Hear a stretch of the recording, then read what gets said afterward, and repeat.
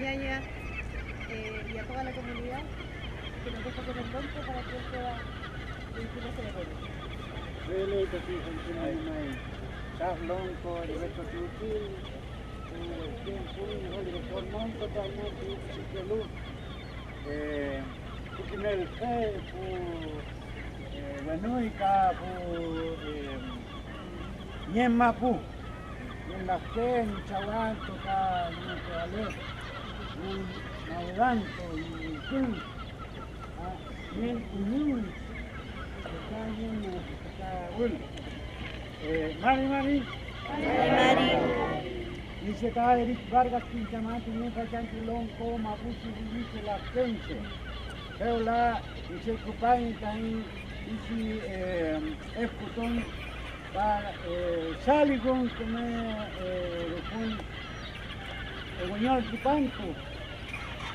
Tupanto, Caín, que más, que las Kenche.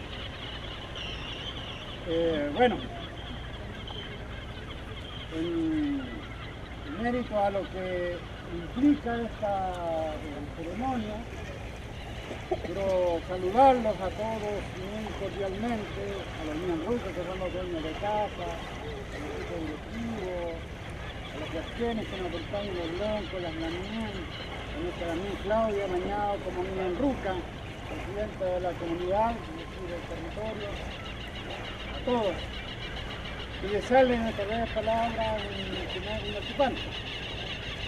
Y antes de seguir con la ceremonia, yo quisiera que le damos un saludo a la Madre Tierra, porque en el fondo lo que se celebra aquí es el cumpleaños de ella, y para eso vamos a saludar al Meli Huicalmapu, que son los 4 puntos cardinales que representa el espacio territorial del Guaymaco y del pueblo nación mapuche. Así que vamos a partir por saludar, en este caso, a la Winnie Mapu, para el sur, para terminar después con el Tucú Mapu y mirando hacia la izquierda. Entonces, todos mirando hacia el sur, y vamos a hacer 4 jaranes entre todos, 4 jaranes. Hola, Guille, Pocula, Meli.